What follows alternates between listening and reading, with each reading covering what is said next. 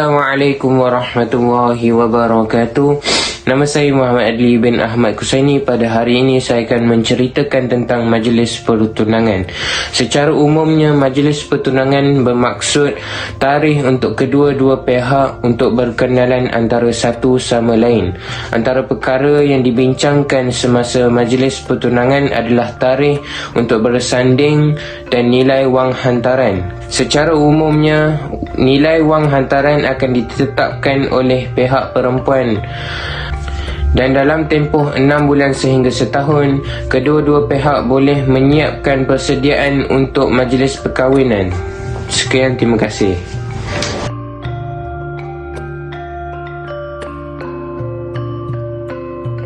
Assalamualaikum warahmatullahi wabarakatuh.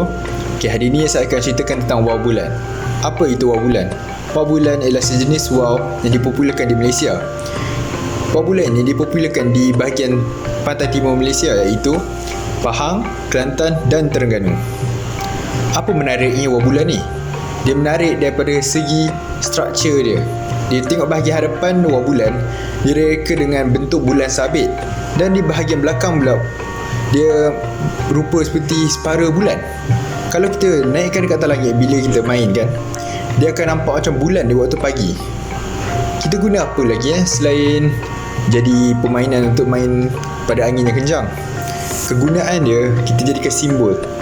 Kalau kau tengok dekat belakang 50% yang lama, yang besar tu, di bahagian belakang itu ada satu gambar, iaitu gambar waw bulan. Dan dia tengok pada RM1 yang baru juga ada 3 lambang waw bulan, dan di RM1 yang lama. Harap info ini menarik. Saya akan pas kepada kawan saya seterusnya.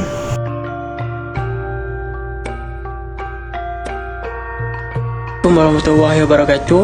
Hari ini saya akan terangkan tentang pakaian tradisional Melayu. Pakaian tradisional Melayu tu macam mana? Saya akan terangkan. Pakaian tradisional ni ialah pakaian yang melambangkan budaya masyarakat setiap kaum. Sebagai contoh, pakaian tradisional Melayu ia dipakai ketika menyambut perayaan seperti Hari Raya dan berbagai lagi. Tahukah anda, baju Melayu dan baju kurung mempunyai pelbagai jenis mengikut setiap negeri. Pakaian tradisional lelaki Melayu adalah sama bagi setiap negeri, iaitu baju Melayu Teluk Belaga. Tetapi negeri Johor yang mempunyai baju Melayu tanpa kolor, manakala baju Melayu akan dibiarkan di bahagian luar jika dikenakan samping berbeza dengan negeri-negeri lain yang mengikut samping di luar baju. Baju kurung Johor untuk perempuan menjadi sinonim dengan baju kurung tradisional yang standard. Ia mengenakan kain yang disusun di sebelah kiri. Rata-rata wanita Melayu di Malaysia mengenakan baju kurung Johor. Ini termasuk pakaian rasmi pelajar sekolah rendah dan menengah. Baju kurung Kedah pula berpotong pendek separas punggung dan kain selisih. Ini pula ialah pakaian tradisional Melayu bagi Pulau Pinang. Baju tradisional wanita Pulau Pinang pula adalah kepaya pendek yang dipadankan dengan kain batik atau songket selisih.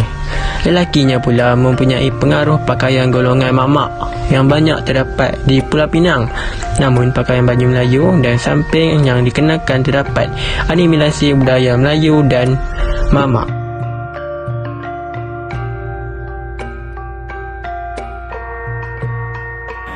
Assalamualaikum. Saya akan menceritakan salah satu adat resam masyarakat Melayu di Malaysia, iaitu Cukur Jambul.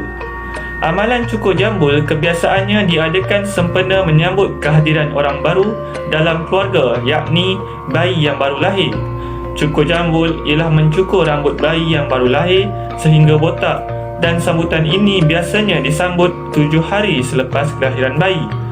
Sesetengah tempat memanggil sambutan ini sebagai endoi di Kedah dan naik buai di sekitar Kampung Gajah dan Perak Tengah.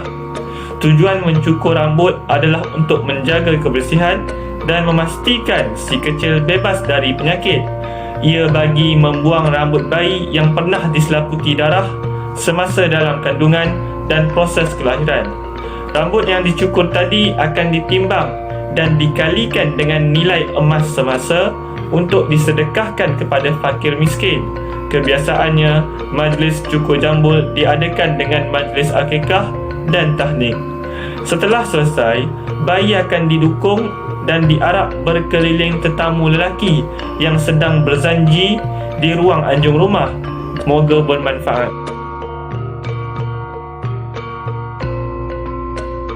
Assalamualaikum warahmatullahi wabarakatuh. Okey, ini saya nak share apa itu adat merisik. Adat merisik ini telah lama dipraktikkan dalam masyarakat Melayu, walaupun perkara ini sudah jarang dilakukan bagi pengantin zaman sekarang, tapi adat ini masih lagi diamalkan. Merisik ini sebenarnya pengalaman yang indah sebenarnya. And merisik ni merupakan macam tinjauan untuk kita mengetahui status pasangan yang kita ingin merisik terlebih dahulu. So daripada merisik ni lah kita akan nampak pasangan kita ikhlas ataupun tak. Ada kes mana lelaki tu datang merisik perempuan tu tapi tak beri cincin. So customer nampak yang lelaki tu kedekut untuk keluarkan duit demi pasangan dia. So ingatkan yang merisik ni dan meminang adalah dua perkara yang berbeza. Merisik ni dilakukan bagi kita melihat sama ada perempuan itu sudah dimiliki atau tak. Dan meminang ni adalah satu benda yang telah pasti bahawa dia menerima risikan kita. Okay, saya rasa sampai situ je saya akan share untuk hari ni. So, terima kasih. Saya akan pass kepada orang seterusnya. Okay, bye bye.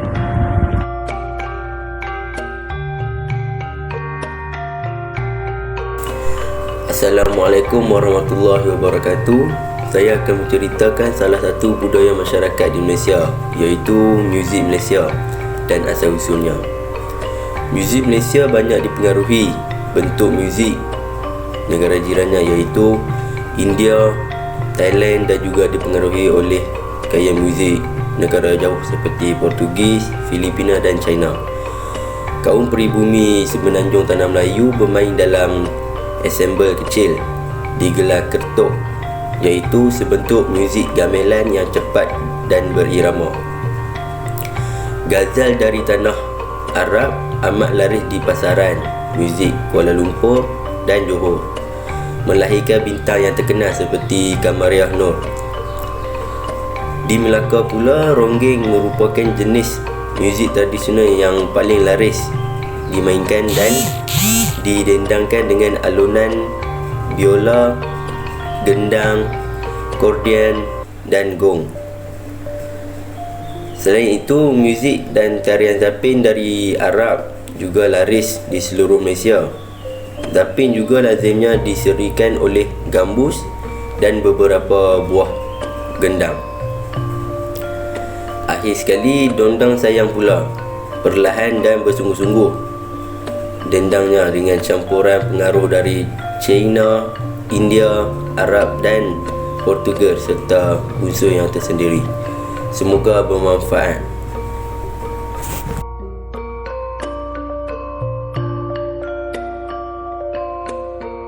Assalamualaikum warahmatullahi wabarakatuh. Hari ini saya akan menceritakan tentang budaya Melayu, iaitu tulisan Jawi. Tulisan Jawi merupakan satu tulisan yang sangat sinonim dengan bangsa Melayu. Ia pada asalnya dikaitkan dengan panggilan Arab bagi suatu rumpun di Nusantara.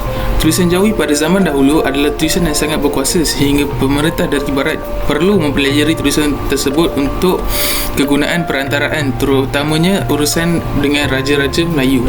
Namun dapat kita lihat bahawa generasi kini kebanyakannya masih tidak menyedari dan mengetahui bahawa masyarakat Melayu suatu masa dahulu mempunyai tulisan yang menjadi identiti dan mempunyai zaman kegemilangannya sehingga dikenali di beberapa pelosok negara.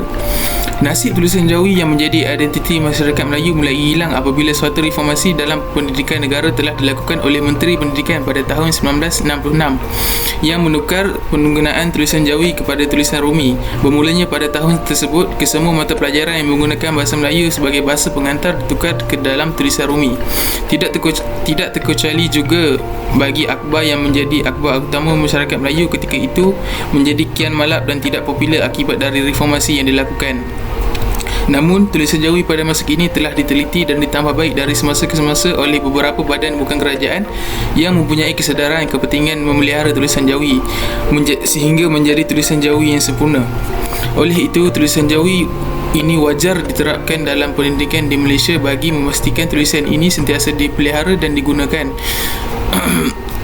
Sekian saja dari saya hari ini. Saya serahkan kepada video seterusnya. Okay, bye.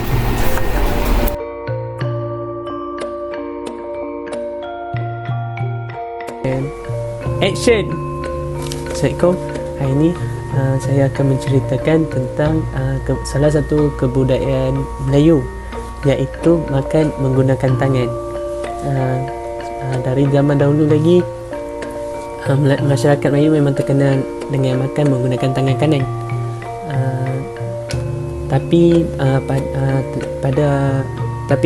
Disebabkan peredaran masa, sekarang banyak masyarakat Melayu lebih suka makan menggunakan sudu dan garpu berbanding makan menggunakan tangan. Mereka anggap makan menggunakan sudu dan garpu lebih mudah daripada makan menggunakan tangan, kerana makan menggunakan tangan kan sebelum nak makan kena basuh tangan, dan lepas dah makan kena basuh tangan juga. So mereka lebih menganggapkan makan menggunakan sudu dan garpu lebih mudah. And then mereka menganggapkan makan menggunakan sudu dan garpu ini lebih bersih daripada makan menggunakan tangan. Walaupun tangan kita dah dicuci, mungkin mereka ingat ada kuman-kumannya lagi. Padahal lepas basuh tak ada apa-apa dah. Dia ada zat dengan enzim yang bila kita makan. Lepas tu makan menggunakan tangan ni ada manfaat, memberi manfaat. Salah satunya dapat meningkatkan sistem penghadaman, lebih mudah lah. Lepas tu dia boleh mendatangkan feel lah, macam bila kita makan dengan tangan ni kita dapat feel lah dia. Lepas tu dia menggunakan semua deria. Contohnya bila dah habis makan kita masih bau makanan tu lagi, bila kunyah kita rasa pahit, tawar, macam tu lah. Dan sekian, terima kasih. Itu je daripada saya. Saya serahkan kepada orang sebelah, video sebelah.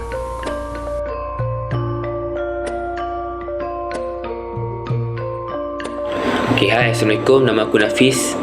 Hari ni aku nak buat vlog sikit tentang tarian Melayu. Okay, tarian Melayu ni sebenarnya ada banyak, cuma hari ni aku nak buat satu tarian saja, iaitu tarian Zapin.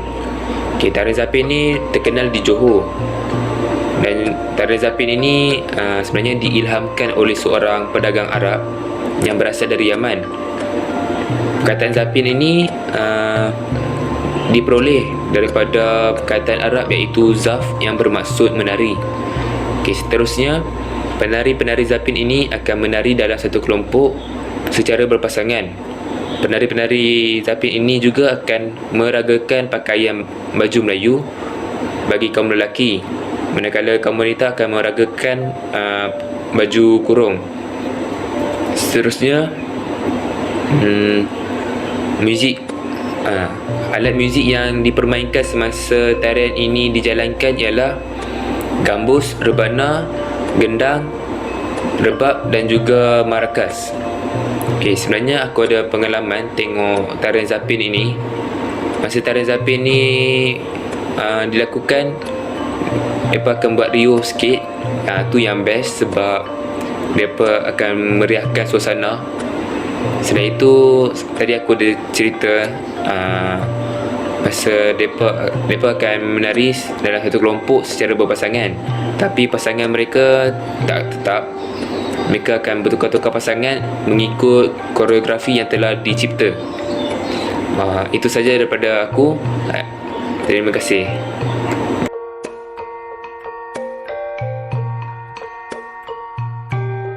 Assalamualaikum warahmatullahi wabarakatuh. Hari ini saya akan menceritakan tentang seni silat. Seni silat adalah sejenis ilmu bela diri yang diakui umum sebagai hak asli kepunyaan bangsa Melayu. Macam yang kita tahu, terdapat pelbagai jenis seni silat yang ada di Malaysia.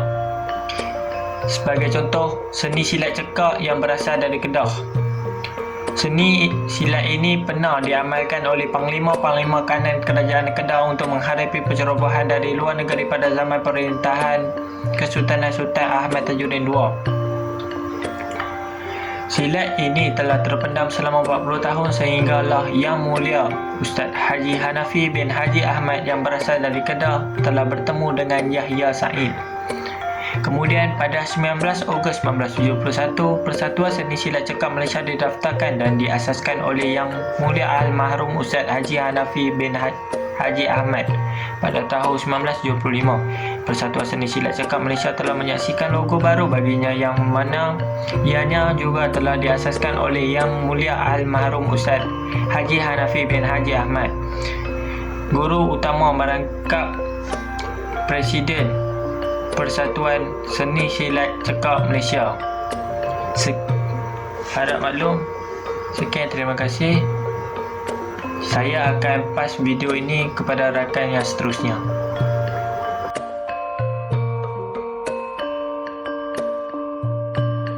Maulidur Rasul merupakan hari keputeraan Nabi Muhammad SAW, iaitu pada tanggal 12 Rabiul Awal. Maulidur Rasul juga dikenali sebagai Maulud Nabi atau Maulid Nabi. Dapat 3 jenis orang yang dapat dikategorikan dalam menyambut Maulidur Rasul, iaitu yang berkeras dalam menyambut, yang rekaan dalam agama ataupun bid'ah, dan akhir sekali yang tak kisah. Hukum sambut Maulidur Rasul sebenarnya adalah harus, dia bukanlah wajib yang macam raya Aidilfitri ke raya Aidil-Adha ke, bukanlah. Dia sebenarnya harus, bila kita buat kita dapatlah pahala, tak buat tu tak adalah dapat apa-apa, tak adalah sampai berdosa kalau kita tak buat. Banyak je cara kita boleh sambut Maulidur Rasul ni. Contoh macam perarakan, majlis berselawat, ceramah Maulidur Rasul, dan banyak-banyak lagi. Tapi janganlah kita sambut Maulidur Rasul tu macam kita celebrate birthday kita. Tak, kalau kita buat macam tu, itu dah jadi hukum haram dah, tak jadi hukum harus dah. Dia jadi haram sebab kan kalau celebrate birthday kan ada kek, ada lilin. Tu ibarat kita minta Nabi ada depan kita tiup kek tu. Mana boleh. Macam pendekkan cerita, kita janganlah celebrate sehari je Maulidur Rasul tu. Better kita celebrate lah hari-hari. Kita celebrate dengan kita mengamalkan sendiri sunnah Nabi tu dalam kehidupan kita. Bila kita ikut apa yang Nabi buat, kita ikut sunnah Nabi dalam kehidupan kita, secara tak langsung kita juga akan ikut perjalanan kejayaan menuju ke akhirat. Semoga bermanfaat.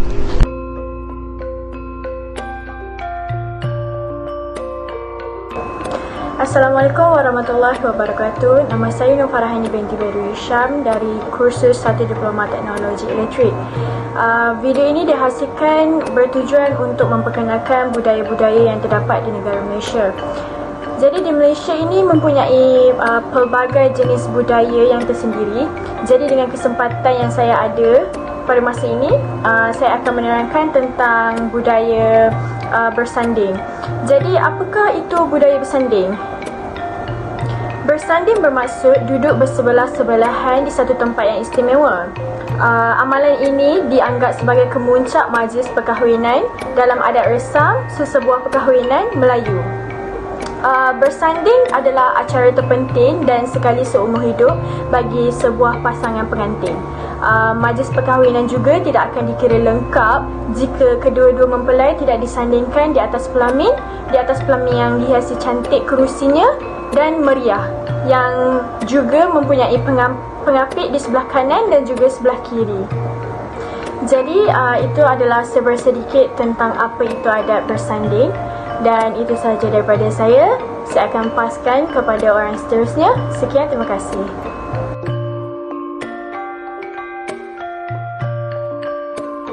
Assalamualaikum warahmatullahi wabarakatuh. Nama saya Nik Sofia Atifah binti Nisto dari kelas 1 Diploma Teknologi Elektrik. Berbicara mengenai hal perkahwinan, perkara pertama yang terlintas di fikiran tentunya tentang segala persiapan yang harus dirancang dan dilaksanakan. Di dalam kesibukan merancang sesebuah majlis perkahwinan, adat dan budaya tidak harus diketepikan. Maklumlah, bab kata pepatah, biar mati anak, jangan mati adat.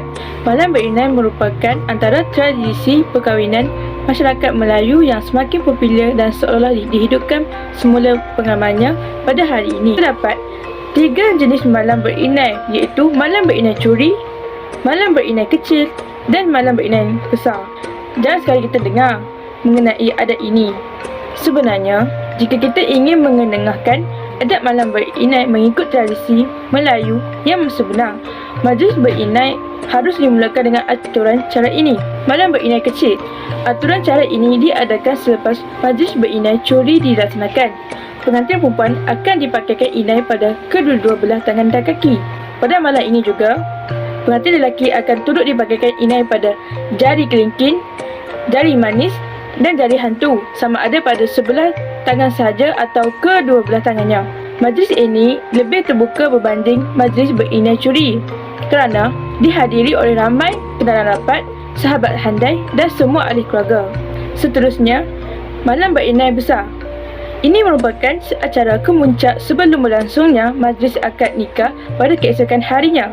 Namun begitu, terdapat juga tradisi yang melaksanakan majlis berinai besar ini selepas berlangsungnya akad nikah antara kedua-dua mempelai, tetapi ianya tidak begitu sinonim di dalam kalangan masyarakat Melayu pada masa kini. Aturan syarat majlis ini melibatkan lebih ramai tetamu jemputan daripada kedua-dua pihak pengantin lelaki dan perempuan. Pengantin lelaki akan diarahkan ke atas pelamin terlebih dahulu, diikuti dengan pengantin perempuan. Kemudian, istiadat akan dimulakan dengan acara membuang sedikit nasi kunyit pada sebelah kiri dan kanan pengantin lelaki. Acara diteruskan dengan menggunakan bertih, kemudian diikuti dengan tangkai daun wangi yang dicelupkan dengan air setawar, lalu digunakan untuk menyentuh belakang tapak tangan pengantin. Air sekali, sedikit pes inai yang diletakkan di atas daun sirih disapu secara berlahan pada tapak tangan pengantin lelaki dan menjadi simbolik perkahwinan yang akan atau telah dilangsungkan. Sekian dari saya, terima kasih.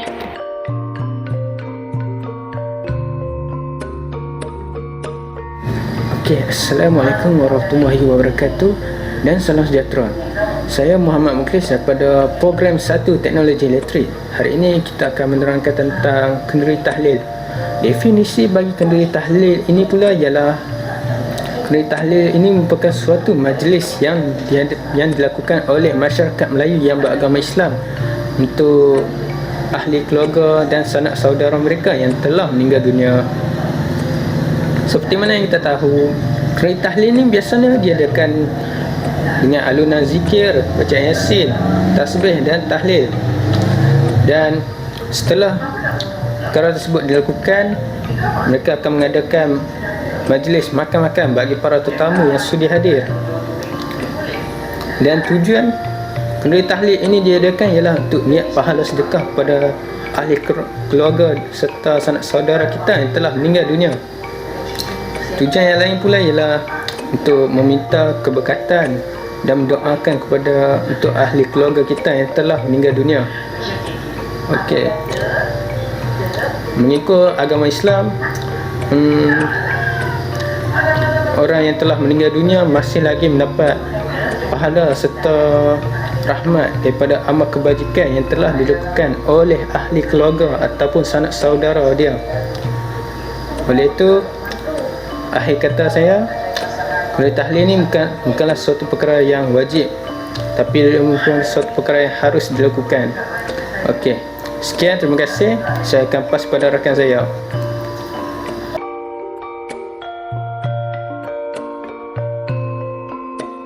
Hai, Assalamualaikum.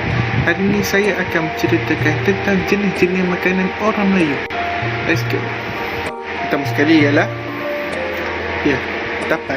Tapai ialah jenis pencuci mulut yang dibuat daripada beras pulut atau ubi kayu. Namun, tapai pulut lebih digemari oleh orang ramai kerana rasanya enak dan berlemak berbanding tapai ubi kayu yang kurang enak. Kedua ialah putu piring. Putu piring ialah makanan tradisi orang Melayu. Ia dibuat daripada tepung ubi dan tepung beras serta berintikan gula Melaka. Ia mendapat nama bersempena dengan bentuknya yang seperti piring. Seterusnya ialah botok-botok. Botok-botok merupakan makanan tradisi masyarakat Johor. Ia seakan telur pindang yang hanya boleh dibuat oleh generasi lama di Johor sahaja bagi mendapatkan hasil yang terbaik. Akhir sekali ialah lempeng. Lempeng menjadi makanan masyarakat Melayu suatu ketika dahulu.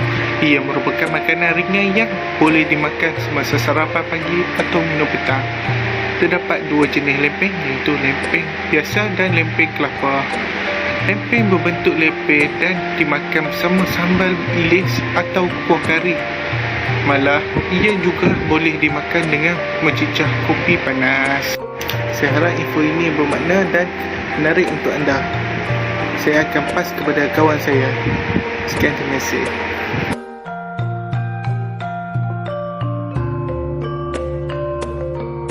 Assalamualaikum warahmatullahi wabarakatuh. Hari ini saya akan menceritakan salah satu budaya masyarakat Melayu, iaitu menyambut Hari Raya Aidilfitri. Hari Raya Aidilfitri disambut 1 Syawal pada setiap tahun. Hari Raya Aidilfitri juga ditentukan oleh melihat anak bulan dan secara kiraan. Selain itu, pakaian yang dipakai oleh masyarakat Melayu bagi kaum lelaki pada Hari Raya Aidilfitri ialah baju Melayu, songkok dan samping. Manakala bagi kaum perempuan pula ialah baju kurung dan kebaya. Pada pagi hari raya, umat Islam akan menunaikan solat sunat Hari Raya Aidilfitri. Sejurus menunaikan solat sunat Hari Raya Aidilfitri, umat Islam yang telah kehilangan saudara mara akan mengunjungi pusara mereka dan menghadiahkan Al-Fatihah dan surah Yasin. Antara amalan yang dilakukan pada Hari Raya Aidilfitri ialah ziarah menziarahi. Amalan ini adalah bertepatan dengan suruhan agama Islam itu sendiri. Kemudian mereka akan berkunjung ke rumah sanak saudara dan rakan-rakan.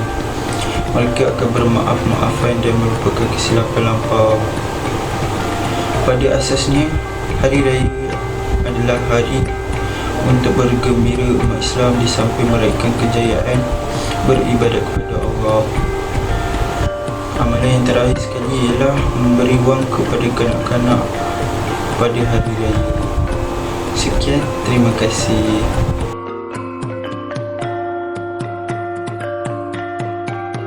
Assalamualaikum warahmatullahi wabarakatuh. Nama saya Muhammad Adam Muhammad Zaini. Saya kelas daripada 1 Diploma Elektrik. Hari Raya Aidiladha. Apa itu Hari Raya Aidiladha? Hari Raya Aidiladha disambut pada bulan Zulhijjah setiap tahun untuk umat Islam. Hari Raya ini lebih besar daripada Hari Raya Aidilfitri yang disambut pada 1 Syawal. Okey. Hari Raya ini disambut pada hari yang ke-10, 11, 12 dan 13 Zulhijrah. Okey.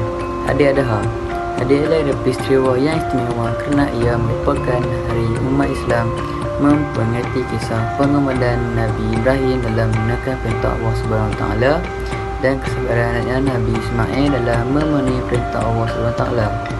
Dari segi bahasa, korban bermaksud dekat, manakala dari segi istilah ia bermaksud menjalani perintah agama atau taat pada perintah Allah kerana ingin mendekati diri kepadanya.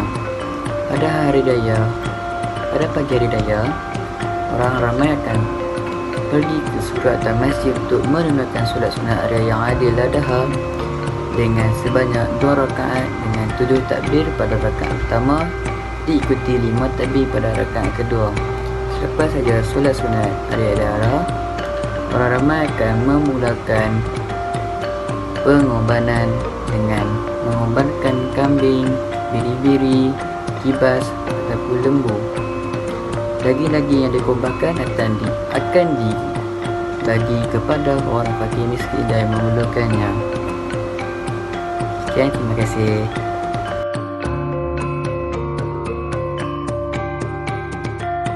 Assalamualaikum, nama saya Samsul. Saya ingin membincangkan tentang puasa. Puasa dari segi bahasanya boleh dierti sebagai menahan diri. Dari segi istilah syarak, puasa bermaksud menahan diri daripada makan dan minum dan perkara-perkara membatalkan puasa bermula dari terbit fajar sidik sehingga terbenam matahari beserta niat. Kelebihan bulan Ramadan ialah bulan yang penuh dengan keberkatan.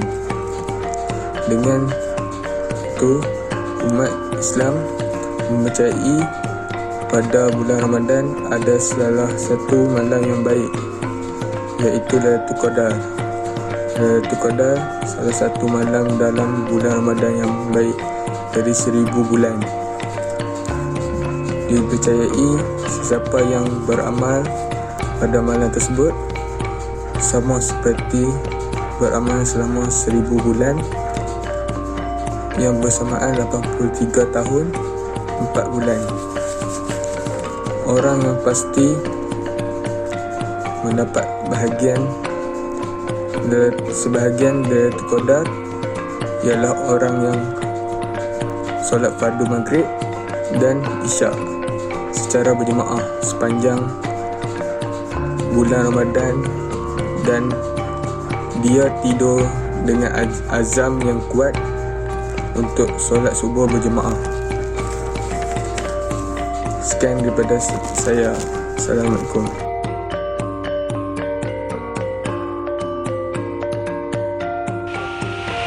Assalamualaikum. Hari ini saya akan bincangkan tentang adat istiadat pertabalan. Adat istiadat pertabalan agung yang dijalankan 5 tahun sekali, iaitu sejak pertabalan yang di-Pertuan Agong pertama Tunku Abdul Rahman pada September 1957 tidak pernah diubah dari segi aturan maupun peralatan kebesaran yang terlibat. Menurut ahli akademik Datuk Dr. Zainal Krim, istiadat pertabalan itu tidak diambil khusus daripada sesuatu negeri, tetapi lebih kepada gabungan adat sedia ada yang akhirnya menjadi satu kaedah yang digunakan untuk negara. Beliau turut menjelaskan bahawa upacara pertabalan adalah satu proses yang biasa diadakan oleh kebanyakan institusi raja di seluruh dunia untuk mengangkat seseorang itu menjadi raja secara rasmi dengan disaksikan seluruh rakyat. Pada umumnya, prinsipnya adalah sama di mana-mana, malah untuk melantik presiden atau perdana menteri negara pun ada upacara khas. Sekian, terima kasih.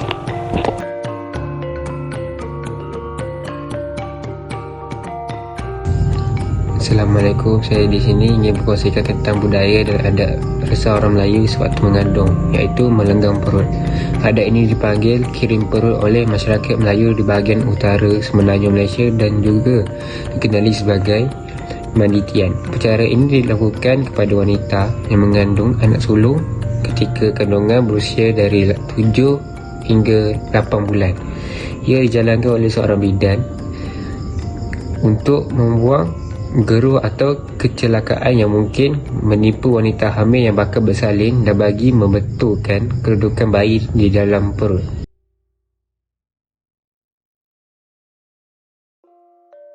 Assalamualaikum. Hari ini saya akan menceritakan tentang seni kraftangan masyarakat Melayu. Seni kraftangan masyarakat Melayu terbagi pada 4, iaitu batik, songket, seni tekad dan seni ukiran tangan. Batik berasal daripada nama titik dan dalam bahasa Jepunnya adalah ambo. Ambo bermakna lukis dan daripada situ terhasillah nama batik. Selain itu, saya akan menceritakan tentang songket. Kain songket boleh dibuat baju, kain sarung, tanjak atau selendang. Pakaian seperti ini sering digunakan pada majlis-majlis yang besar seperti majlis perkahwinan ataupun majlis raja-raja. Seterusnya, saya akan menceritakan tentang seni tekad. Seni tekad juga disebut sebagai sulaman timbul atau tekad bersaji yang dikaitkan dengan sambungan benang emas. Akhirnya, seni ukiran tangan. Seni ukiran tangan terbagi pada 4. Yang pertama iaitu keris, yang kedua lembing, yang ketiga pedang dan bandik, dan yang terakhir adalah pertukangan kayu dan pertukangan logam. Harap info ini bermakna. Saya serahkan kepada kawan saya yang seterusnya.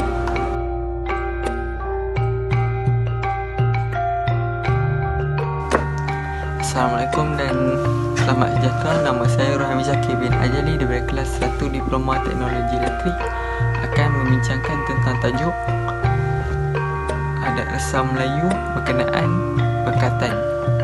Bekatan atau lebih dikenali sebagai bersunat merupakan proses membersihkan alat sulit sama ada bagi lelaki atau perempuan dengan cara membuang lebihan kulit pada alat sulit. Bekatan ini bagi perempuan selalunya dilakukan ketika masih bayi atau berusia 1 hingga 2 tahun dilakukan oleh bidan. Manakala bagi lelaki pula, bekatan ini sering dilakukan ketika mereka masih berusia 8 hingga 12 tahun yang dilakukan oleh Tok Mudin. Bekatan ini adalah wajib bagi umat Islam kerana Islam mementingkan kebersihan. Terima kasih.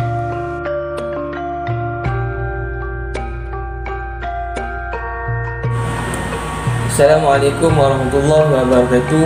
Nama saya Abdullah Azam bin Ahmad Kushairi dari kelas Diploma Elektrik. Hari ini saya akan menceritakan tentang seni tenunan. Tenunan adalah satu proses hasil jalinan atau sulaman benang-benang secara selang-seli antara benang losing dengan benang pakan untuk dijadikan sehelai kain. Dari segi sejarah tenunan, seni tenunan adalah satu warisan yang terus mendapat tempat istimewa dalam kebudayaan Nusantara. Antara faktor yang mendorong perkembangan seni tenunan ini dapat disorot pada kepentingan kedudukan rantau dari segi geografi sebagai tempat persinggahan kapal yang strategik. Di antara tenunan yang paling terkenal ialah songket Melayu dan tenunan Puah Bumi Borneo. Perusahaan tenunan ini banyak dilakukan di negeri pantai timur, khususnya di negeri Kelantan, Terengganu dan Pahang. Teknik hasil graf tangan tenunan utama yang menampakkan keseragaman tekstil Melayu.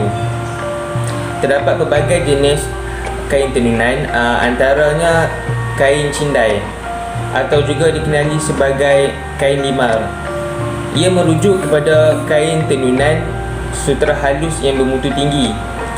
Kain cindai merupakan kain yang mempunyai tenunan benang tinggi setiap inci dan dikatakan mempunyai keistimewaan yang tersendiri. Seterusnya, kain limar. Pada tahun 1773, pemerintah Melaka Sultan Mansur Shah telah meminta para penenun istana mencipta sejenis kain yang menyerupai kain cindai dan kain songket. Daripada pemerintahan diraja itu lahirlah kain limar.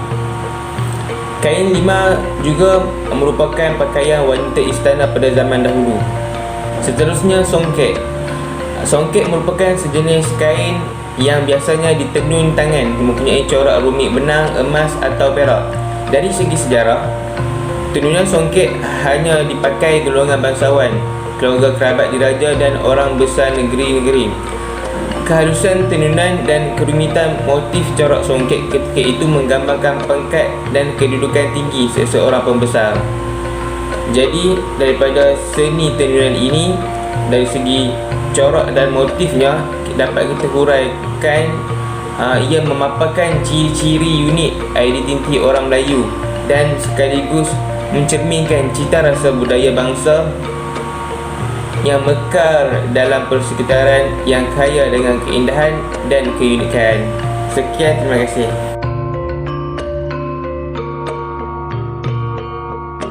Assalamualaikum. Nama saya Muhammad Zahid bin Syahad. Saya akan menceritakan tentang fenomena Rumah Melayu. Rumah Melayu adalah tempat kediaman tradisional berasal dari sebelum kedatangan pengaruh asing atau moden dan dibina oleh penduduk asal etnik Melayu di Semenanjung, Tanah Melayu, Singapura, Sumatera dan Kalimantan. Bentuk seni bina tradisional seperti bumbung bersesuaian iklim tropika dan bahagian harmoni dengan unsur-unsur hiasan dianggap oleh tradisionalis masih mempunyai kaitan. Walau bagaimanapun, bangunan tradisional memerlukan penyelenggaraan yang ketara berbanding dengan penggunaan moden. Bagaimana untuk mengekatkan bahan-bahan kayu daripada kesai reput, cuaca tropika dan juga masalah anak-anak. Kemahiran tahun ini tradisional secara berunsur-unsur hilang sebagai Malaysia.